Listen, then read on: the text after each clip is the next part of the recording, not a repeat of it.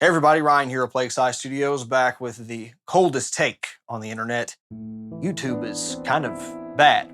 Actually, they're pretty freaking terrible. And even since the last time I talked about this explicitly, 2018, I believe it was, they've somehow gotten worse. And I've exemplified this in at least one recent post and even a number of those prior in the more recent years about some of the bullshit I've dealt with on my channel. And you see it everywhere. So this is certainly not exclusive to my channel or even this wing of YouTube. This is really a dire situation for people that want to create content, be compensated for it a little bit, and even those that don't care about making money like me.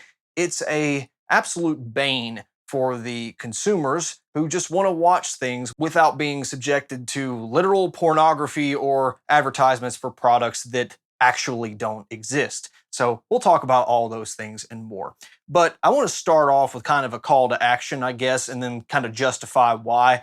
And this may kind of sound like I'm shooting myself in the foot, but realistically, not really.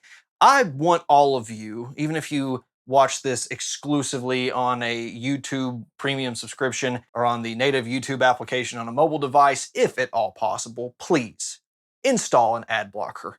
Because regardless of what the YouTube policy is at the time and how they control their advertisements, you can't really navigate the internet without it to begin with. And if you're one of those merciful souls who's thinking, I don't want to block ads because then I won't be contributing to the person that I'm watching and I want them to get that ad revenue, I appreciate the sentiment. I really do.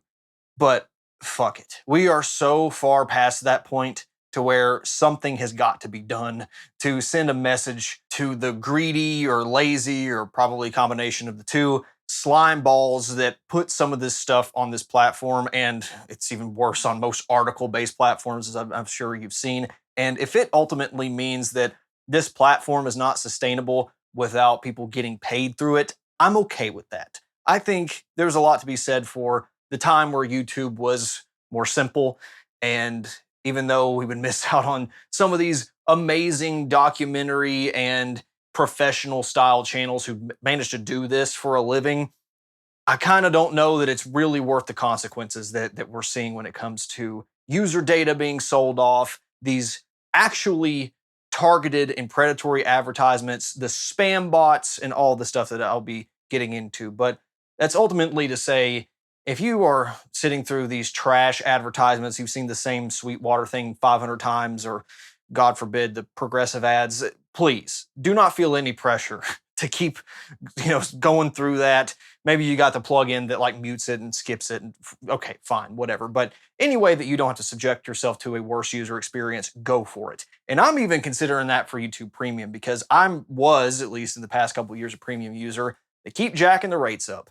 And despite that, they're still floating the idea of subjecting premium users to advertisements. And, the commentary on this has been infinite in the past, where these video streaming services still give you advertisements after you pay for it because you're not at the right tier and they didn't negotiate with certain, package. I don't care. I literally do not care. That is not our problem. If I'm paying you money, I want to pay to not have to deal with any of that. Otherwise, I'm doing it for free. And at this point, it has been proven without a shadow of a doubt to me that it is morally the right thing to do to watch YouTube with an ad blocker and fuck all the revenue. And that goes for my channel as well.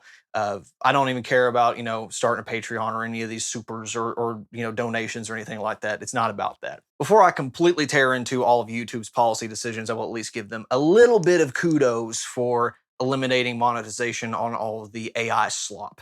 It is unbelievable of the just sheer quantity of this garbage that's here. And I'm not one of the people that's like, oh, AI is going to, take over the world and it's the worst thing ever. I am sick of hearing the buzzword when it is ultimately large language models and some sort of machine learning. It's not intelligent yet, but regardless, it is amazing to me that any of this shit was even monetized to begin with when you're using this copyrighted or at least somewhat protected material when it comes to likenesses and things, considering how YouTube handles everything else when it comes to copyright especially. But at least hopefully that will put a hamper on some of that crap we see. And again, it took too long, but thankfully at least they're going in the right direction there. And that's a whole other can of worms that I'm not even getting into today, really. We interrupt this program featuring Past Me with a message from Future Me, or I guess less past me. Within just a couple days of filming the principal footage for this video, YouTube made a 500 IQ announcement that in order to quote unquote protect the children, dear God, think of the children, they're going to start rolling out AI age verification across the entire platform, essentially playing a guesstimate game about what your age is based on your watch history and watch patterns. Now, this comes in the wake of international laws passing about age verification and these other thinly veiled attempts at mass surveillance and data collection, because that's who you can trust your personal identification with, is mega corporations. What could possibly go wrong there? Of course, beyond all the data leaks and things that can occur because of those people and those organizations storing your sensitive information, the entire concept of this is, of course, laughable. I mean, anyone with two working brain cells to rub together can just see where this is going, right? I would guess that if someone looked at my raw watch history on my personal YouTube account, you could guess based on the day, based on hell, the few hours of autoplay that was in the background, you could think that I'm anywhere between 15 years younger than I actually am to 40 years older than I actually am. I'm into topics that are both extremely too old for me, you know, kind of boomer topics, all the way to things that, you know, you would expect Zoomers to be watching. So there's no repeatable scenario where some AI model is going to be able to pin down the age of someone based off of the activities and based off of the topics that they're interested in, because you could take those examples to the extreme where you have an older person who's really into things that are more youthful, you know, only video games or only trading card games or things that are marketed more towards children. And then again, on the opposite side, you could have a 13-year-old who has the mindset of, you know, a 60-year-old train enthusiast. How is it going to be able to tell? It's bullshit. So before I even get into the user experience part of this video, obviously, this has to be called out. It is absolutely unacceptable. Again, as I'll say many times, I'm sure, throughout the remainder of this, more government, more laws is not the answer for this kind of stuff. It's ultimately sidestepping the responsibility of parents and guardians to keep children off of stuff that they shouldn't be on. You can't monitor your little snot brats 100% of the time. I totally understand that. But having Big Brother watch and guess your age is also not the answer here, especially for stuff that is explicitly not made for kids. I can understand, you know, having some additional verification there. But for a YouTube that is supposed to be safe for work for the most part, and you have a YouTube Kids app already, what is the fucking point? No one is falling for this masquerade of online safety. It's just a little too convenient, don't you think? So with this alone, it's enough to make me want to jettison this entire platform to begin with. But of course, if you somehow do make it through this automated verification stage, that only covers one part of the dog shit experience that is YouTube. Now, if you don't make it through, of course, the alternative is that you can scan your face or, you know, upload some government ID. Again, what could go wrong there? So let's get into the remainder of the YouTube issues once you get past this. The way that this really starts in terms of a normal viewing experience, at least in my own experience and from what everyone else seems to say, is that you open up YouTube as a non-premium user, and between all the banner ads and the sponsored segments and the minute-long or sometimes 45-minute-long unskippable ads apparently at the beginning of videos, you're already kind of fatigued from just the idea of sitting through some hopeless lecture or some topic that's not even relevant to your video. And if you don't want to, you know, sell your own data to these advertisers and give any personal information away, you're probably going to be subjected to even worse crap than something that is at least somewhat in your interests. But that can almost be just as bad because, like I said, you get tired of seeing the same thing over and over again. That's all kind of typical for, you know, normal TV viewing, though. And that's why streaming and YouTube has become so popular over the past 10 to 15 years. The problem is, at least on those older platforms, you see ads for things that they might be scammy, but at least they're real. Some of these robot AI dogs and other products that are legitimately fantasy, like you can order the thing and then maybe in 3 months you'll get something that is sort of comparable in the vaguest definition to what you saw. It's amazing. If you're going to give these advertisers an opportunity to use your platform, what the hell is the vetting process? Because if that can fly, I mean, anything can fly. To me, you should at least have proof that the damn thing exists. Because as far as I can tell, they're just selling to the highest bidder for that ad space, or they've got blocks and just, it's a free for all and anybody can buy it. That is not acceptable. I don't think government is the solution to everything here. Don't get me wrong. I think the more laws we make by these octogenarians who think the internet is a series of tubes is not going to really help anything when the laws we have on the books isn't being enforced to begin with. But it's almost to the point where you have to be legally bound to pilfer through some of these advertisements and do due diligence to make sure they're fucking real before you can even put it on the platform. Because I feel like if there is no legal requirement for a lot of this stuff, it's not going to happen. And even the legal requirements that are out there, they're going to skirt them to death and do the bare minimum required.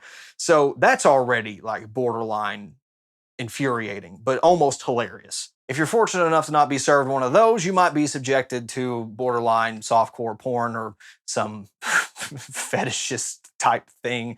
That's what you want your kids watching. Now, I live in a child-free home, and I plan to do so for the rest of my days, but I don't want to see that shit. Like I'm trying to sit down and watch the new gear review of that I'm interested in, or video game release, some analysis there. And it's not like an ooh, icky sexuality, but it's like, dude, really? Like this is okay? You're so worried about people saying shit and fuck and damn in the first minute of your ad, or within the first minute that an ad plays, but this is cool? You have to pick a lane here. If this kind of advertising is okay, then it should be fine for your content creators to say exactly what they want and talk like a sailor in the first 2 minutes of your video.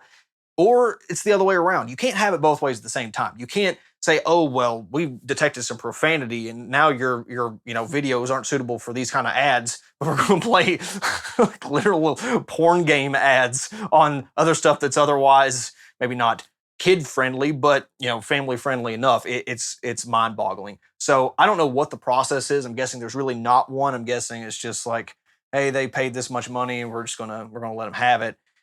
I don't know. It's honestly perplexing and borderline farcical. Now, thankfully, most ad blockers are 10 steps ahead of YouTube, regardless of whether they want to try to throttle you or, give you some different experience if they detect it, which should be illegal. That should be punishable. Because if you're going to serve us malware, then like I said, it's morally obligated, as far as I'm concerned, to have an ad blocker. You start going back to, Tide and Colgate and peanut butter commercials. Oh, okay, whatever. I'm not going to be too upset about that. But if you're literally green lighting advertisements for products that don't exist, again, please use an ad blocker because, like I said, they're all kind of well ahead of the capability of YouTube to detect it or to do anything in retaliation. And even if they do find out about it, we'll give it a couple days. It'll go back to normal.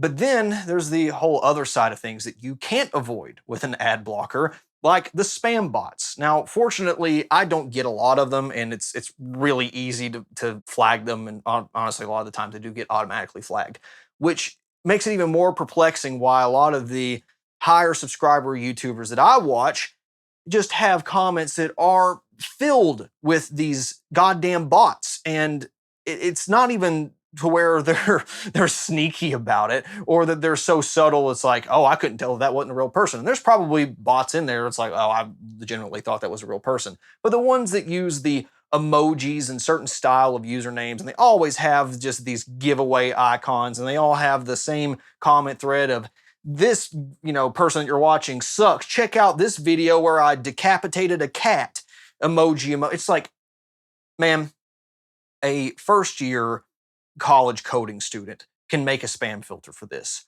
How are you not blocking this? There's the whole story about the Isabella thing where you saw that bot everywhere for months and months and months, and just now it seems to be shut down. But my whole hypothesis is that YouTube does not want these spam bots shut down, and they're only going to do the bare minimum to keep people bitching about it as little as possible because they can inflate their numbers.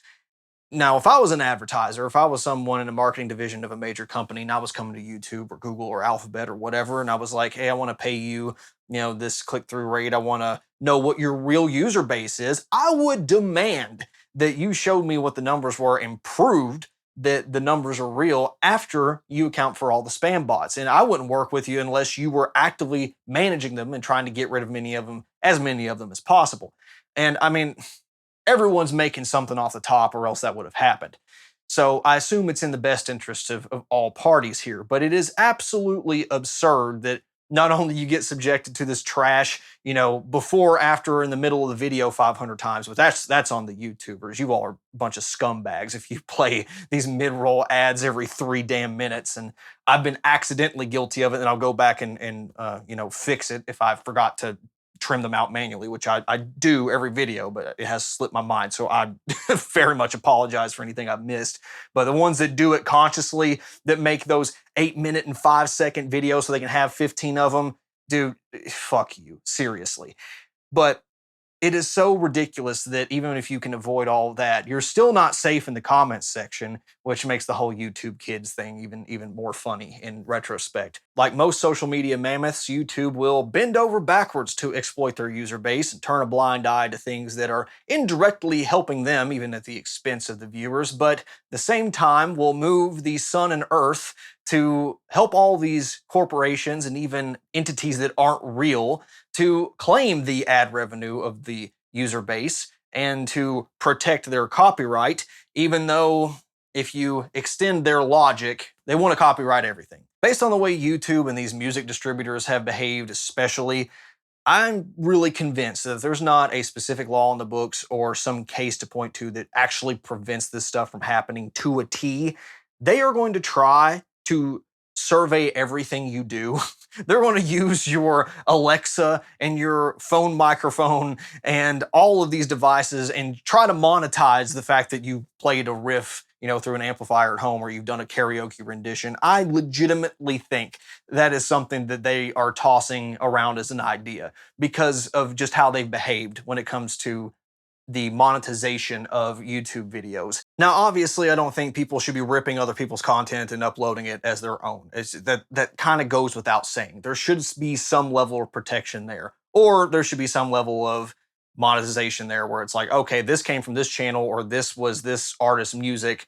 We can leave it up, but we'll give that, all that revenue to the other guy. I'm fine with that. It's the way it should be. If I play a cover of a Black Label Society song, all the instruments involved, it's 100% the same tempo, no reinterpretation, they should get the revenue for it.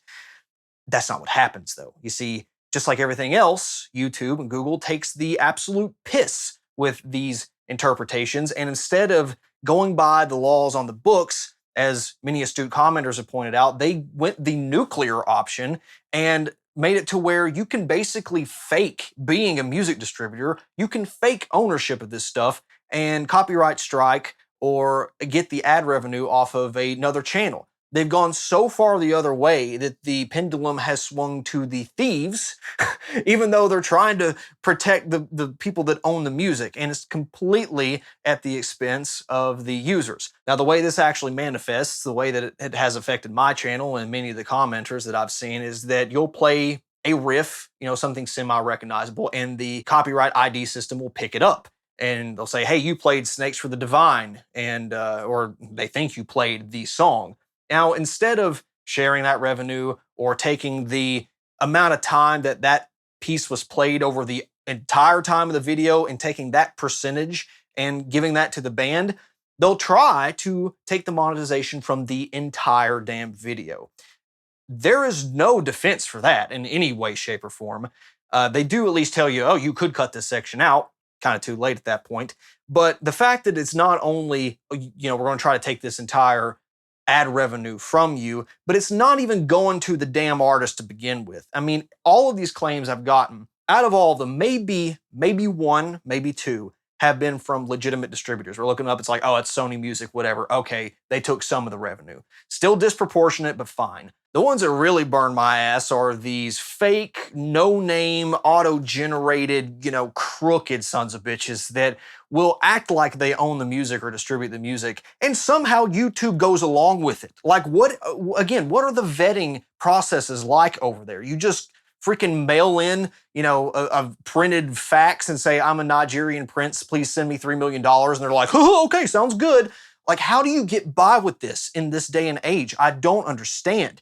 And it's one of those things we as a user, as the content creator, don't really have any tools to fight. You can say, hey, this was a false copyright claim, but then it goes right back to the guy that made the damn claim to begin with. So of course they're going to say, well, yeah, it's legitimate. It's not like, you caught me. Actually, it's fine. You can keep it. Now, I'm just joshing. Like I said before, if I was the actual music distributor for the stuff that gets claimed here, I would be going after these entities nonstop. I mean, I hate Americans' obsessions with, lawfare and lawsuits, but I think this one is a little bit justified, and it's hard to do when probably a lot of these people are from foreign countries, and, what are you going to do there? A lot of the international copyright law is just not in your favor there. But I think really the responsibility shouldn't even be on that party. It should be on YouTube. They should be the ones to ensure that all this is legitimate. And some of this is so obvious, you could just do a Google search and not even find a shred of evidence that these corporations exist at all. Maybe a file your own LLC thing from 3 weeks ago. Now, that doesn't mean I'm necessarily happy if the actual distributor gets the money because, number one, as I've said before, I think the claims are ridiculous to begin with. It's not like I'm playing the song. I'm not just uploading an MP3 of, let's say, Fade to Black and playing the first minute. And if I was, okay, fine. Again, you can have that revenue for that first part, even if it is a reaction or even if it's transformative in some way. I'm not even going to argue that. I think reaction channels are trash for the most part. But somebody playing the riff, somebody playing the theme of a song, especially when it's not even the same tone, it's not even the same guitar, not even the same tempo, is not taking away anybody's listening experience or the ability to listen to the real song. This is one of those classic victimless crimes that is literally the same thing as somebody listening to somebody else play a guitar in Guitar Center, and they wanted to throw them $1 because they thought they did a good job. That's not stealing Metallica listens, right? If anything, it's going to remind you that, oh, that's a good song. I'm going to go listen to it real quick in the car, and then they get paid for it, probably, fractions of a penny, through Spotify because someone else gave them free advertising for it. The lack of sight on this entire industry about what constitutes as theft and what constitutes as somebody else doing free advertising for you is just, I think they play willfully ignorant to just try to milk as much money as possible. But in no circumstance should somebody playing their own instrument, somebody, doing a reinterpretation of it with an isolated guitar track ever get you into demonetization or someone else taking your monetization territory. And unfortunately, there are people that want to be corporate bootlickers about it and totally side with the people who are taking the ad revenue for a completely unrelated service. Some would say, well, this is happening and you're playing on their playground, so you should just play, original music. You should know better. You don't have any right to complain about this. And it's essentially the same argument as, if you didn't want to get rear-ended by a drunk driver, why are you driving on the road? This could happen. It completely shifts the blame towards the wrong party. Yeah, I know it's that way. It doesn't mean it's correct. It doesn't mean it shouldn't change. And moreover, what are the logistics of that? Are you telling me that a 15-year-old kid who maybe has a tutorial to show that could legitimately help someone, they shouldn't be allowed to play a Red Hot Chili Peppers lick that's 20 seconds long because some Nepo baby sitting at the distribution headquarters is going to make a slice off of that .02 pennies that guy's pulling from AdSense? Like, what are you talking about? Do you expect everybody to have just some copyright-free original blues and rock and metal licks to pull out of their ass for every video? No one can be expected to do that. And let's say you do have a catalog of stuff. Let's say you've got, a dozen songs out like I do. I play those riffs. I play, Cedarm and Elatria probably at least once or twice every, freaking gear review I've done since that material's come out. But I have tons of original stuff that I'm still working on that I think are pretty cool riffs and I want to develop them and make them better. And sometimes I even do sneak some of those in there. But it would be stupid of me or anybody else to play stuff that's not done yet, because then somebody else could take that riff and then claim it as their own later if they release music using it before you do, even though that you came up with that. Now, the difference is that wasn't done versus the songs that are complete. They are out there. They already are in the copyright ID system. And not only are they falsely making the accusations that somebody else is stealing from it, but it's not hurting anybody if I play Fade to Black or if somebody else plays Elatria. Any of those songs, I don't even care if somebody reloads the entire song or the entire video. I don't, because it's, again, we're talking about pennies here.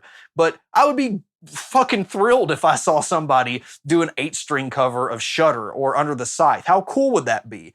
And they have the entirely opposite attitude of it, where it's like, oh, that's sacrilege. You shouldn't do it. Don't be celebrating riffs and sounds and tones that you like. That's not what this hobby is about. We're all about strict business here. Make sure that everything's original. By that logic, anything that has the chance to be broadcast or recorded or even just heard should be monetized because somebody else sung it first. I don't get it. Like, you can't be okay with this and simultaneously be okay with karaoke nights or cover bands. The two just don't mix. It's really the same thing, just in a different format. And the cherry on top that the apologists for this system never even consider is that the revenue's not even going to the people who came up with this music. It's not going to the artist. It's going to these distribution companies, these license holders that are, as far as I'm concerned, complete leeches, totally non-value added. It's somebody that made a deal with somebody else so they can get that piece of music to somewhere. Whoop-de-doo.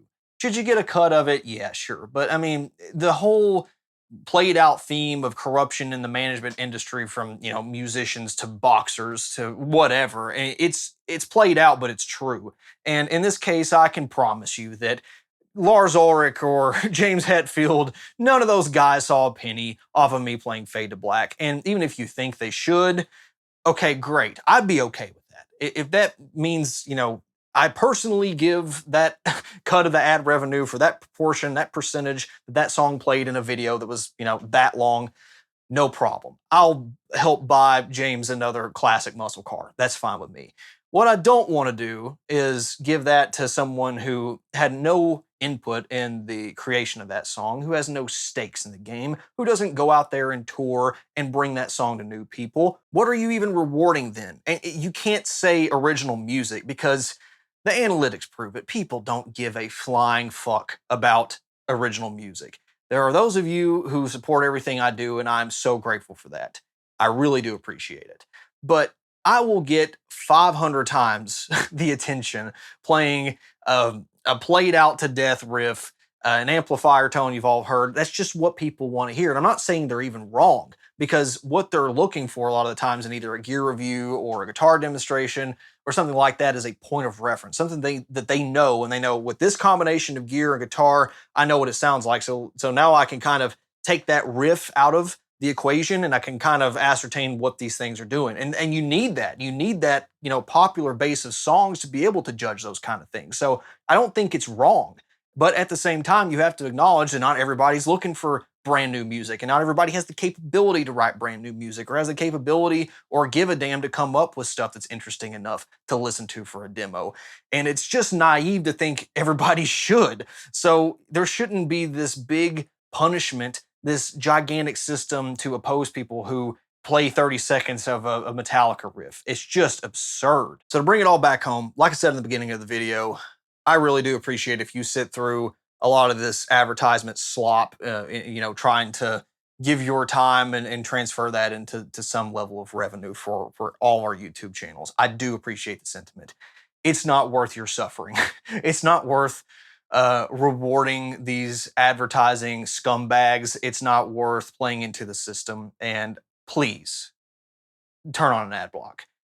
If that costs me, you know, a check every other month, or if I never make another penny off of YouTube, that is okay. And I think it very well could influence the landscape of YouTube if something like that were to happen, where, you know, nobody's making any money off of this anymore. And in the past, I've complained about how some of the ad rates have fallen off the cliff due to some of the restructuring. But, you know, I think it probably deserves to be worse. I think that the only way to discourage some of this crap, some of the uploading 3 times a day with the lowest effort slot possible, is to make this just not something you can do for a day job. I almost think there does need to be some kind of cap on how much you can make on an individual video, because some of the things that this fosters, it never fails. When you start putting money into the equation, all of the real passion oftentimes gets swept to the side in favor of just big dumb spectacles and the laziest garbage possible just to keep the ad revenue flowing. So like I said, please don't feed into this system. It will not make me shed a single tear if I don't bring home another YouTube check ever again.